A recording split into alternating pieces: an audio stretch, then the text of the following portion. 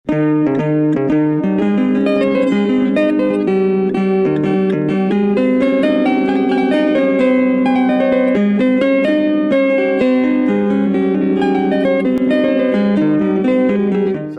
warahmatullahi wabarakatuh. Sampurasun. Baraya Pasundan nu dipikareus ku simkuring Kang Budiana tepang deui sareng podcastna Buruan Pasundan. Alhamdulillah di episode nu ayeuna simkuring sareng narasumber anu geulis, anu bager, anu pinter, kaleresan oge pituin Sunda. Salsa senja nepangkeun Baraya Pasundan. Jadi salsa kita menyapa pemirsanya dengan sebutan Baraya Pasundan. Tapi terserah salsa lah. Nah, Baraya Pasundan karena saya sekarang sedang podcastan dengan tamu yang berasal dari generasi milenial, ya. Lalu beliau ini S2 dan sekarang sedang S3 di negara China, tepatnya di kota Beijing. Jadi simkuring hapunten ka Baraya Pasundan bade sasauran ngangge bahasa Indonesia. Kumargi ieu mayunan naon namina teh artis nu tos lami ngantunkeun lemburna Purwakarta. Salsa apa kabar? Baik, alhamdulillah. Akangnya atau kumaha? Bebas. Bebas, Bade Akang. Kalau bisa Mas, soalnya calonnya kan dari Wetan ini. Aduh. Salsa membiasakan diri. Bebas lah, panggil saya apalah itu. Itu. Apa kabar? Alhamdulillah. Baik ya. Baik. Nuhun. Margi pami teu baik mah pasti moal angkat ka dia. Nginten ya. Salsa teh apa? Sedikitlah cerita tentang dirimu. Kamu berasal dari mana? Putra keberapa? Ya. Dulu SMA-nya di mana? Ya, di kota mana? Lalu kemudian S1, S2, S3 gitu. Kalau SMP, SD dan TK udah cukup lah, karena sampai ke SMA juga pasti lewat jenjang itu. Mangga diceritakan. Hatur nuhun pisan tos diundang di podcastna Buruan Pasundan. Buruan Pasundan, alhamdulillah. Jadi abi teh memang bahasa Sunda atau bahasa Indonesia ya? Bahasa Indonesia aja. Soalnya daripada tiasa oke ngomongnya. Ya, tiasa. Tiasa. Tapi dising-singkan ku Pak Kiki. Si Gana ya. Jadi yang salah Pak Kiki itu, bukan Salsa. Jadi nama saya Salsa, saya itu asli orang Sunda, lahir tinggal besar di Purwakarta. Purwakarta, di Cibungur. Cibungur. Di Cibungur, SD. Sate Cibungur. Leres. Naon namanya teh? Apa tuh namanya? Maranggi. Maranggi sama kelapa, es kelapanya ya, daogan. Gula aren. Lalu SMP, SD, SMP, SMA di Purwakarta, terus S1-nya di Bandung, di UPI, Universitas Pendidikan Indonesia di FPOK.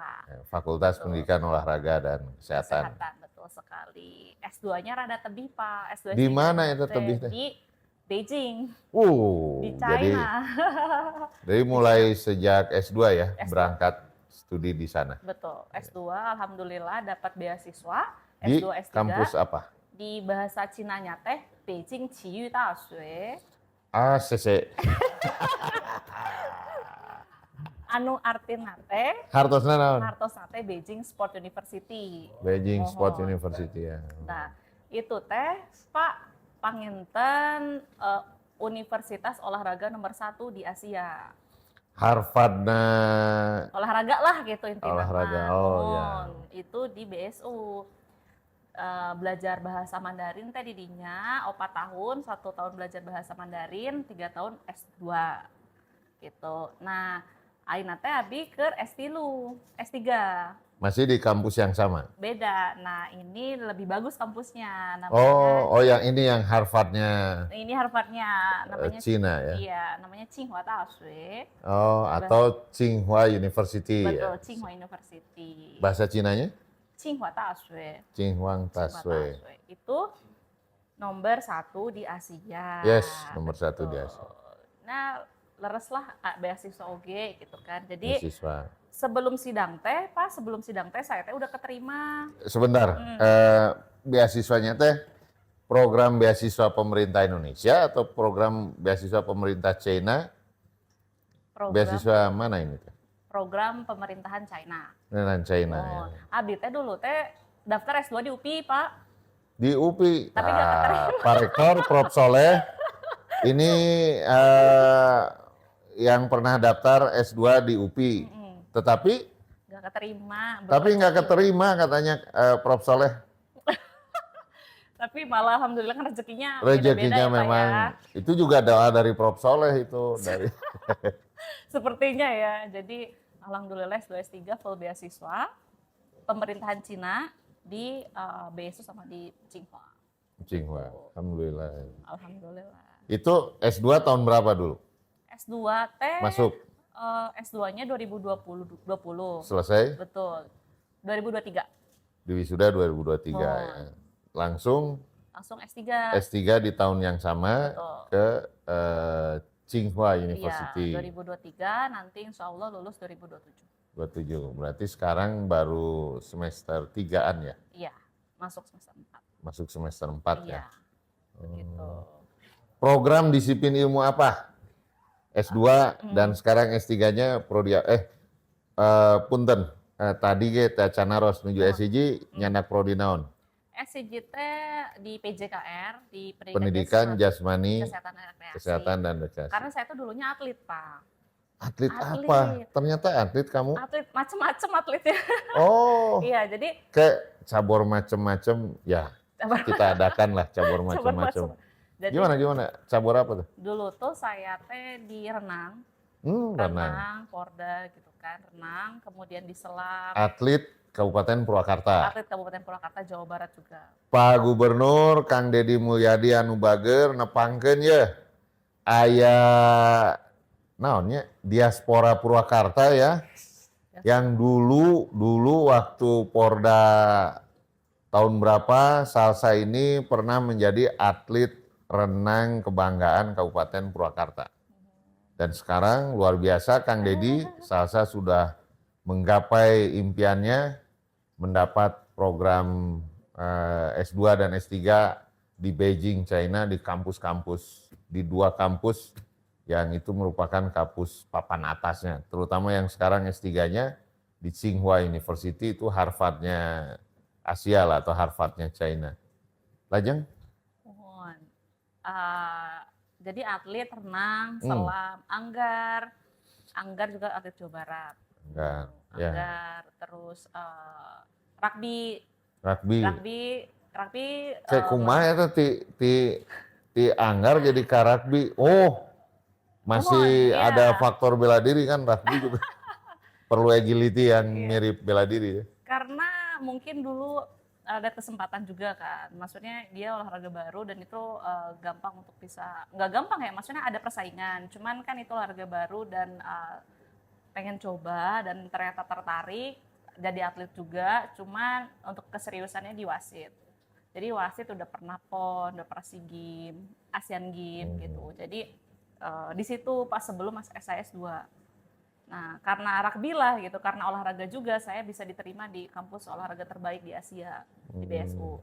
Gara-gara rugby, gara-gara renang gitu kan, gara-gara selam dan Anggar, peratletan lah gitu ya Pak ya. Karena pas jadi atlet juga saya lumayan jaya gitu. Alhamdulillah gitu kan. Dan jadi pas S2 saya konsentrasi di pendidikan gitu kan, karena mungkin atlet udah selesai, mungkin di wasit pada saat itu di wasit. Dan di wasit pun saya juga di sana nge-referee Pak, ngewasitin rugby di Beijing. Itu tingkatan Asia level gitu segala macam. Dan itu tadi nanya jurusan ya Pak ya?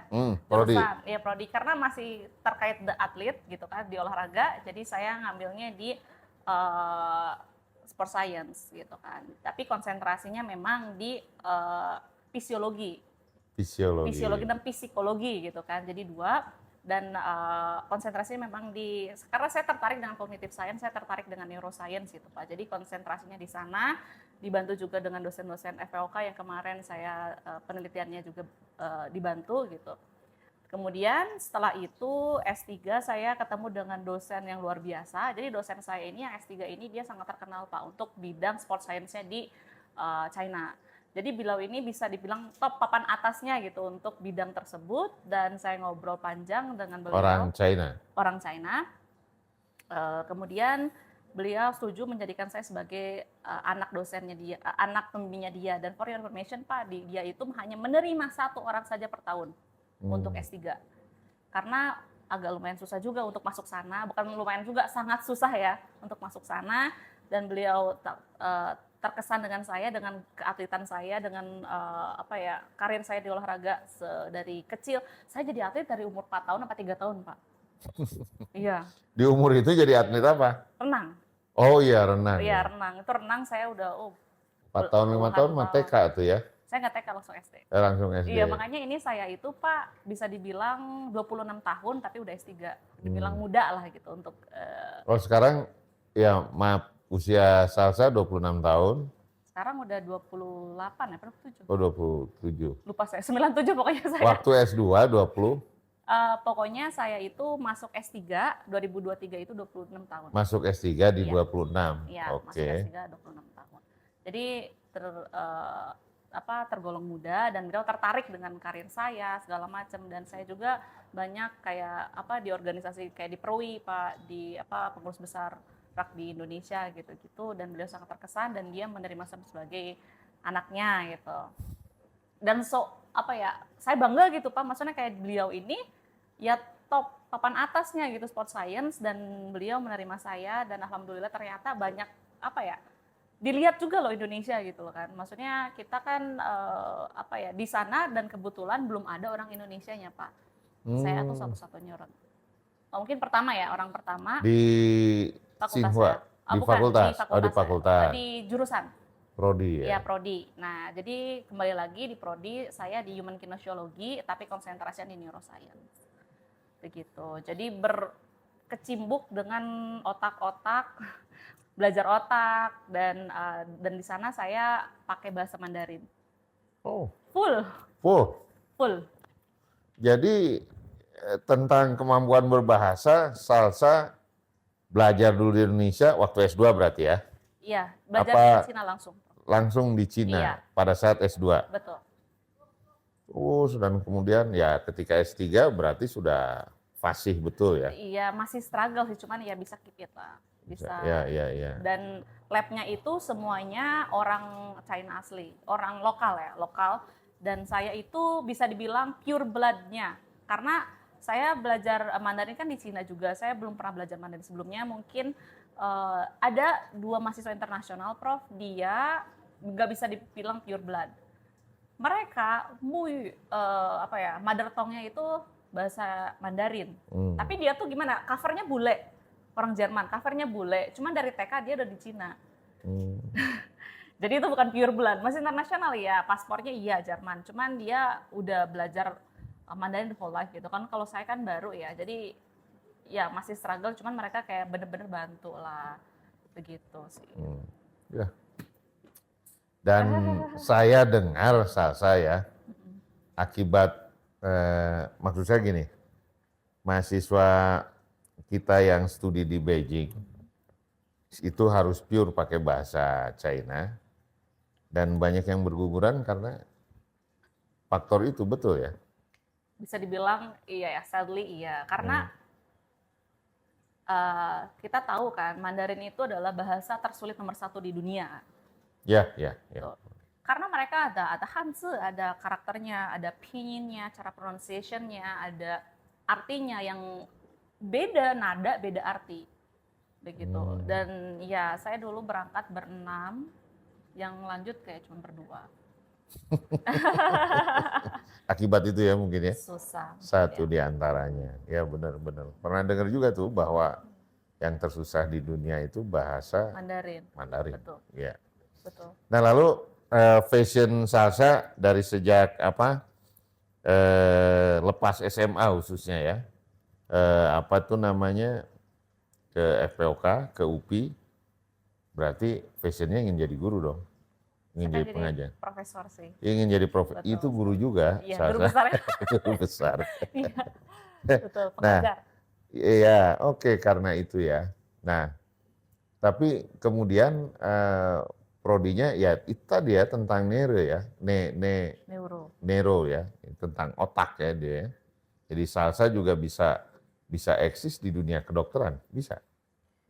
Kebetulan kita kan belajar ilmu faal, Hmm. belajar biomedik, kita belajar biomekanik, dan kita belajar dasar-dasar kan jurusan saya itu human kinesiologi Pak. Jadi belajar struktur tubuh manusia gitu kan. Nah, tapi konsentrasinya di otak. Dan mau atlet, mau semuanya kan otaknya sama. Iya, Betul Pak?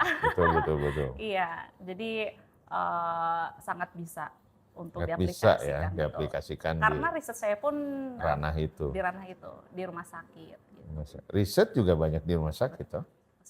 Dan meneliti pasien dan lain sebagainya. Kalau sekarang saya konsentrasinya meneliti tikus Pak. Tikus? Tikus. Oh. Iya, di Tsinghua sekarang meneliti tikus.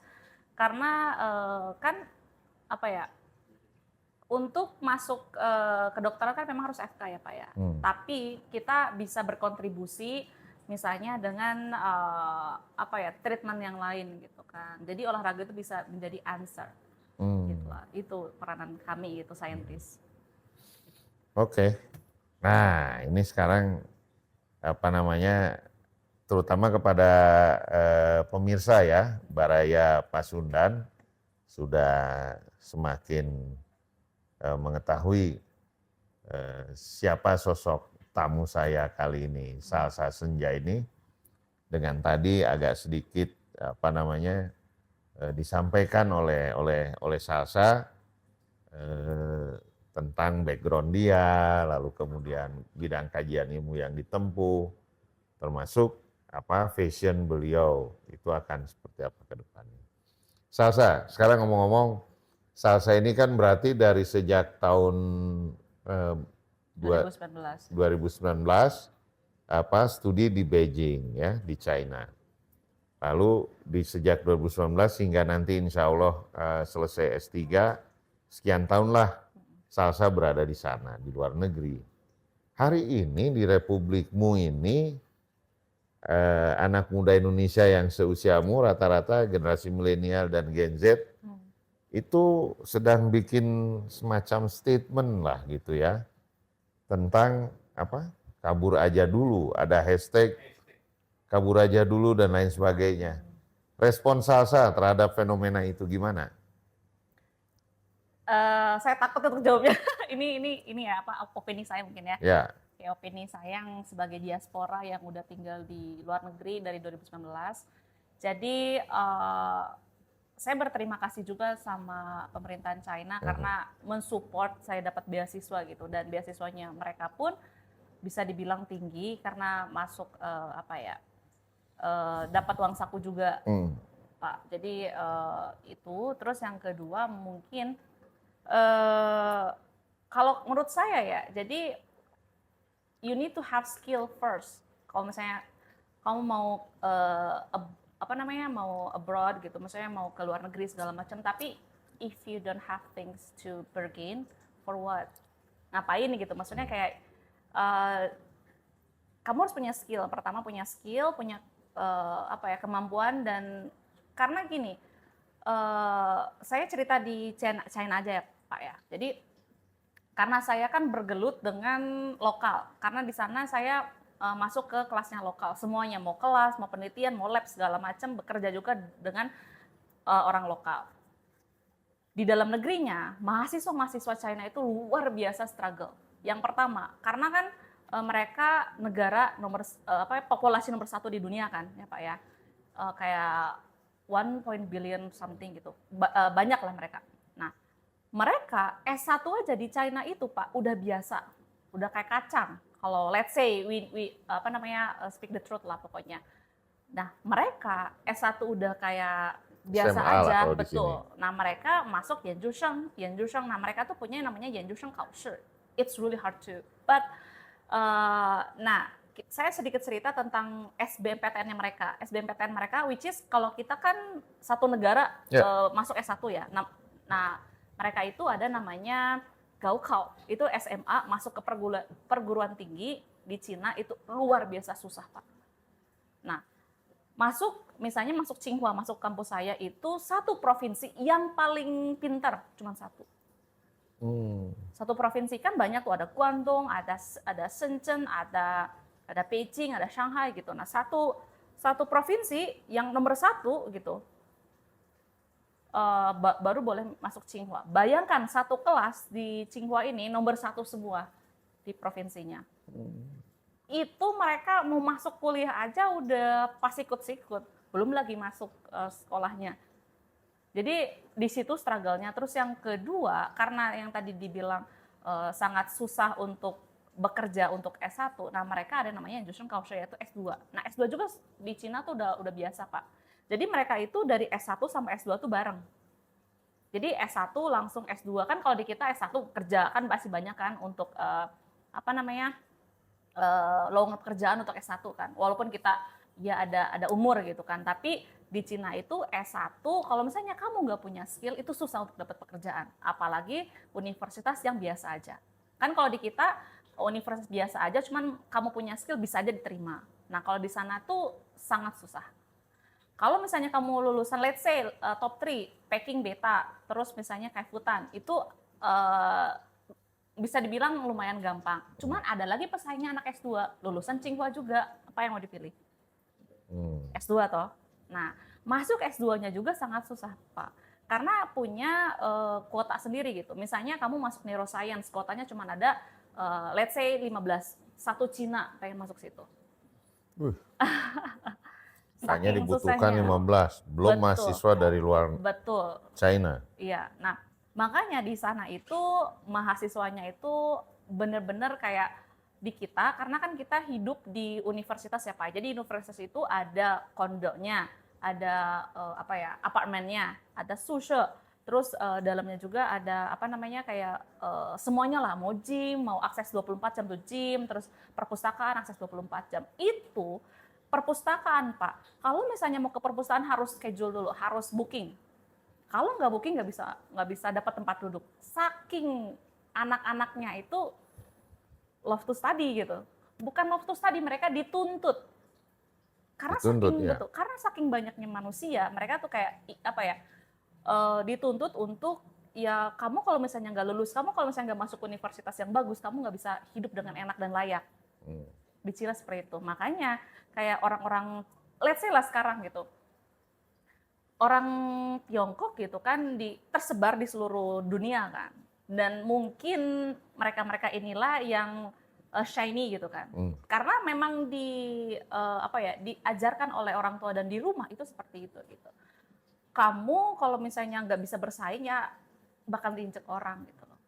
Dan saya punya cerita Pak, ini true story. Ini aku punya teman yang begini gitu. Di Tsinghua, dia jadi dia di kampung Pak.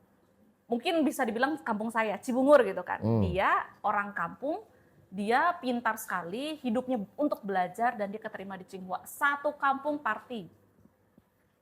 Saking kayak, susahnya Pak, sulitnya untuk masuk ke kampus tersebut.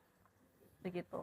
Orang Purwakarta party kayak itu waktu dengar ya.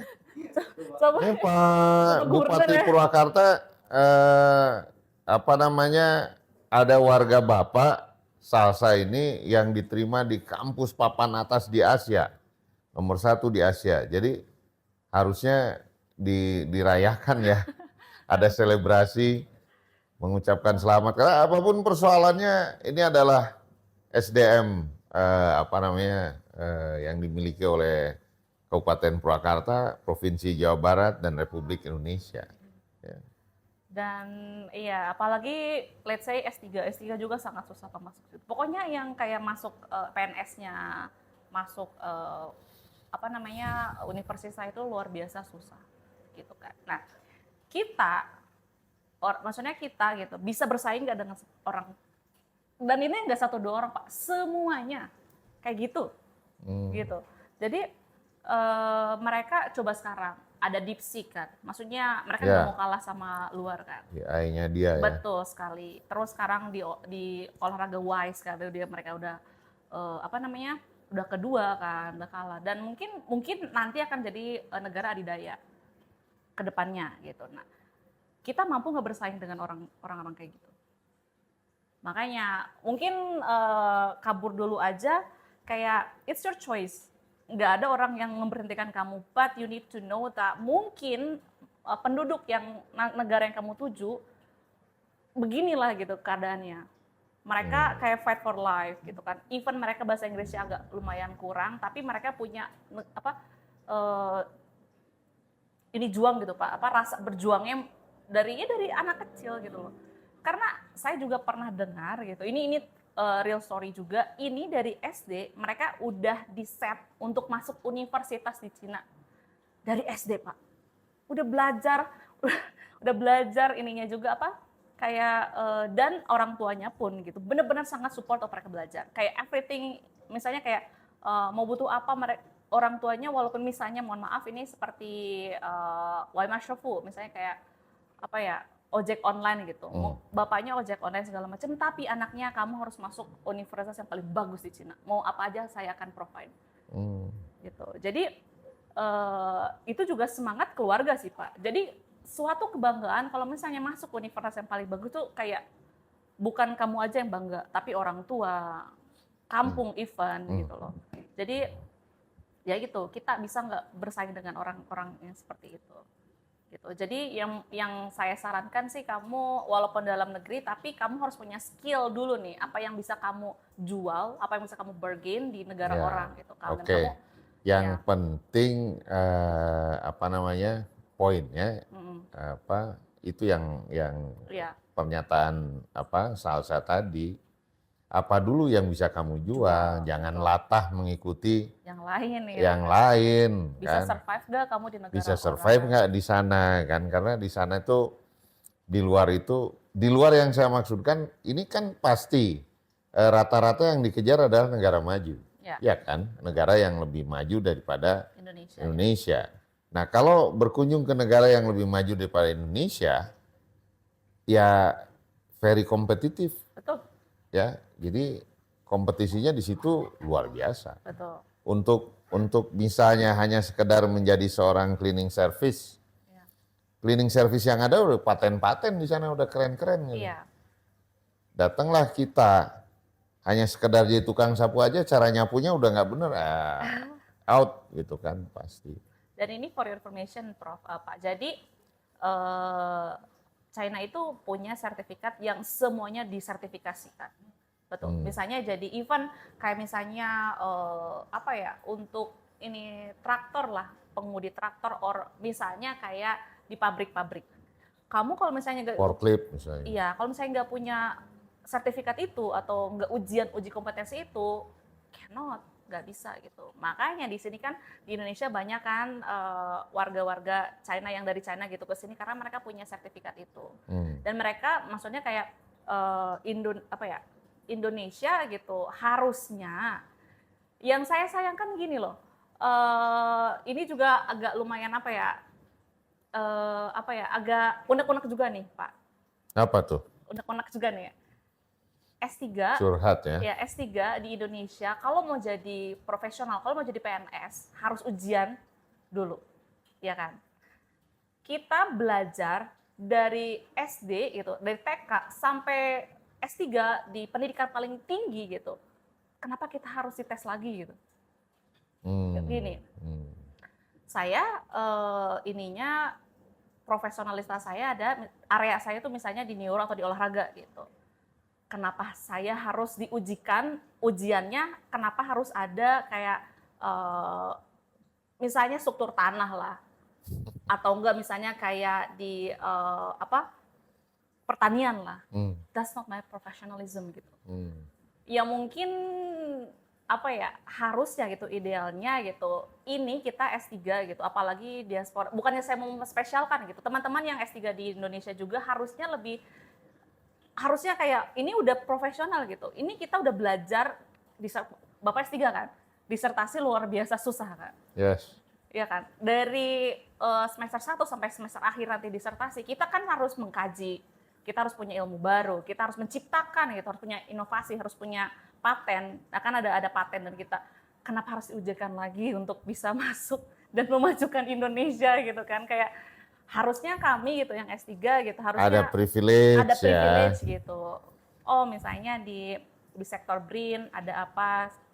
Let's say kita apa ya mungkin diuji, nggak bilang jangan diujikan ya. Maksudnya apa yang kita buat gitu selama S3 kita gitu. Kenapa tidak dilihat di situ? Ya, oke. Nanti kita sampaikan ke Bapak Presiden argumen Iya. kamu yang cukup apa namanya inovatif ini. Ya saya pribadi sangat sependapat dengan pola seperti itu. Ya istilah saya tadi dari SD loh SD. sampai dengan S3 atau S2 itu semua telah dilalui oleh seorang warga negara Indonesia yang sampai melanjutkan jenjang pendidikan tinggi. Betul. Nah, ketika dia kemudian harus mendaftar untuk mengabdi pada negara melalui sektor pemerintah maupun privat maupun swasta, harusnya tanpa harus. Betul. Kenapa harus ada ujian lagi gitu? Apakah kita sampai S3 udah nggak cukup ujiannya? Ya. Kita lulus S3 kan harus ada banyak profesor ya kan? Iya. Nggak ecek-ecek toh. Nggak ecek-ecek. Betul. Ada orang yang sampai nggak kuat itu ketika risetnya di doktoral di ini ya kayak Pak Kiki ini nih. Curhat. Dia lagi Pak Kiki mirip Salsa nih. Oh, Dia juga sedang menyelesaikan S3. jadi sedang berjuang. Iya. Ya saya paling hanya bisa mengucapkan selamat berjuang lah kalian gitu. Gitu. Udah lu kan stresnya seperti apa? Nah, itu dia. Oke. Itulah. Nah, jadi gitu ya tentang kabur aja Kabur aja dulu ya. Itu bisa menjadi nomor 2, nomor 1 buat teman-teman baik itu gen milenial maupun Gen Z. Yang penting diri Anda dulu kita isi lah gitu. Ya, isi dulu dengan kemampuan apapun itu. Selama itu adalah sesuatu yang positif ya, dihalalkan oleh negara dan agama, Anda lakukan. Kalau Anda sudah paten di situ, baru bisa. Yes. Saya masih ingat tuh, ada seorang ekonom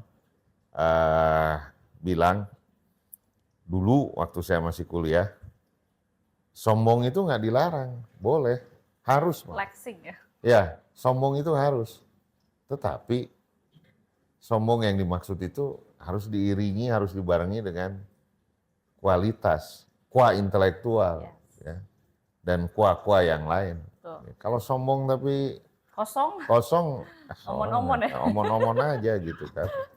Kayak fenomena Rocky Gerung kan beliau, tampilannya begitu kan dia.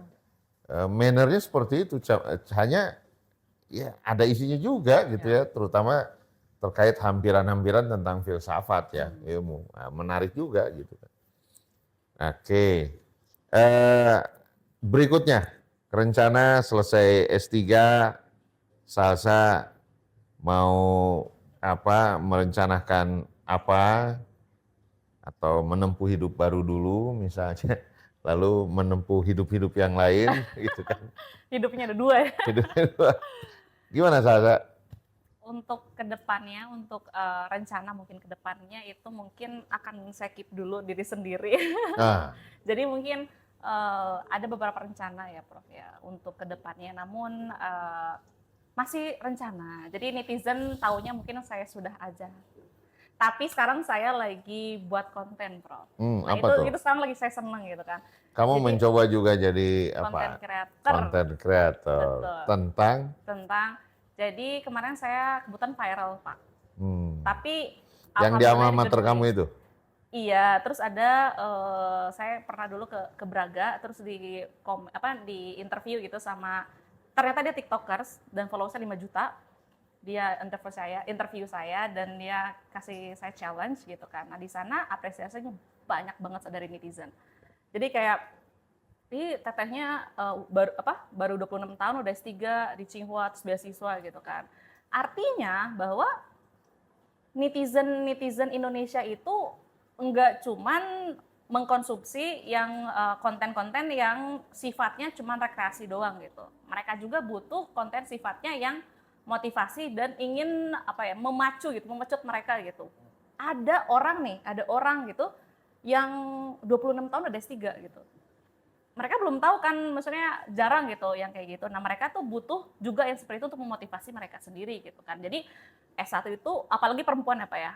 Karena mungkin S3 untuk laki-laki lumayan banyak gitu kan. Tapi untuk perempuan kan masih jarang gitu kan. Apalagi yang sampai ke luar negeri dan universitas yang bagus gitu kan. Nah, ternyata banyak banget Pak apresiasinya. Kayak misalnya, ini tetehnya makan apa sih gitu kan. Ini orang tuanya ngedidiknya kayak gimana sih gitu kan. Jadi dan informasi beasiswanya kayak gimana sih gitu kan. Itu yang harus kita kasih ke netizen agar mereka juga upgrade diri gitu. Nggak puas untuk cuman S1 aja. Bukan cuman ya, maksudnya kayak Saya potong di situ. iya. Ya ngomong-ngomong di podcast Buruan Pasundan ini juga saya ingin tanya tentang hal itu. Gimana? Sampai sesukses ini di jenjang pendidikan, dulunya kamu bagaimana sih, apa yang kamu rasakan dari pendidikan orang tua kepada Salsa, lalu effort apa ya yang Salsa lakukan untuk membangun dirimu sendiri dari seorang pelajar menjadi mahasiswa S1, lalu kemudian selama itu juga menjadi atlet, punya prestasi di keatletan, menjadi wasit, dan Nah, sekarang ya. seperti ini. Ini sangat eksklusif ya, saya belum membocorkan ini di platform manapun. Wah, paten. Iya, paten. Jadi mungkin yang udah lihat Instagram saya atau TikTok saya ada pin untuk profil saya ya Pak. Jadi saya itu udah nggak disupport sama orang tua tuh dari SMP. Oh, Saya ya disupport dalam arti, financial. Jadi oh, udah nggak dikasih uang jajan sama orang tua dari SMP. S1, S2, S3 semuanya beasiswa. Orang tua saya nggak sampai SMA mungkin. apa ya Pak? Nggak disupport sampai, SMP SMA saya udah nggak karena sampai SMA juga udah dapat beasiswa juga? enggak, tapi saya kerja kan jadi atlet kan suka dapat uang Pak. Oh iya, Iya kan jadi jadi atlet kan. orang tua melihat sisi itu ya, Iya. Salsa dari SMP juga udah Mm, punya apa, iya, karena itu juga atlet atlet itu di dalam diri saya tuh kan disiplin maksudnya karena saya dulunya atlet itu jadi saya udah terbiasa untuk disiplin gitu Pak. Jadi ketika saya menang kompetisi, menang pertandingan itu uang memang dikasih ke mama saya dan dia arrange gitu. Jadi oh ya, iya, yes. dan jadi sesuatu gitu Pak. Hmm. Gitu kan. Jadi dari situ dan saya juga dulu ada usaha-usaha juga gitu kan. Maksudnya itu sudah karena jadi atlet ini itu jadi saya punya semangat untuk berjuang gitu. Jadi pas S1, S2, S3 saya udah nggak memberatkan sama sekali orang tua saya sampai saya punya usaha sendiri gitu Pak. Jadi Usahanya apa? selain S3 saya itu kalau bisa bilang Pak. Jadi saya punya sekolah les Mandarin Pak. Les Oh, Mandarin ya, namanya ya, ya. Linsan Mandarin. Kalau teman-teman belajar Mandarin bisa di Linsan Mandarin. Nah, Jadi itu sampai sekarang studennya udah sampai 1.000. Itu ya dan saya suatu kebanggaan yang tadi saya bilang saya pengen jadi profesor, pengen jadi guru karena ada satu siswa saya di Linsan itu Pak belajar dari nol, nggak bisa bahasa Mandarin sama sekali sampai sekarang HSK 5 dan diterima di universitas bagus di Cina, beasiswa full. Gitu. Jadi itu yang jadi selain S3 saya juga punya usaha sendiri Linsan Mandarin sama Linsan Travel kalau misalnya mau jalan-jalan di Cina gitu kan dan di sana kan susah untuk akses segala macam nanti bisa saya bantu di Linsan Travel. orang Indonesia banyak klien-kliennya Yang mana? terkait yang travel itu, yang menggunakan Semuanya travel. orang Indonesia Pak. Oh Jadi iya. semua orang Indonesia. Nggak, banyak jumlahnya udah mulai signifikan. Banyak. Iya banyak dari Buat pemerintah.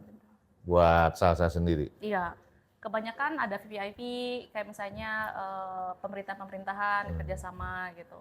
Rombongan Koni Rombongan Jabar. Koni Jabar kemarin dibantu juga. Ya, ya, ya. Iya, jadi itu apa ya? Mungkin karena saya atlet dulunya apa ya? Ya. Jadi semangat berjuang itu masih sampai sekarang. Nah itu khusus para atlet ya. Wah ini pelajaran yang luar biasa, perlu kalian tiru betapa semangat juang dari seorang Salsa Senja ini. Kalian dengar langsung tadi luar biasa betul. Dari sejak SMP ketika sudah mendapatkan sesuatu yang berarti untuk bekal hidup, beliau dengan rajin diatur dengan orang tua beliau, dengan mamanya, sampai perguruan tinggi dan sampai hari ini. Wah, Salsa luar biasa. Dan jadi atlet pun Pak, saya bisa buat kontrakan. Jadi atlet bisa Iya. buat kontrakan ya. Nabung. Saya punya teman, Ya. dia itu kalau nggak salah hari ini ketua Koni Jabar. Ya, dia nggak punya kontrakan tuh. Oh gitu?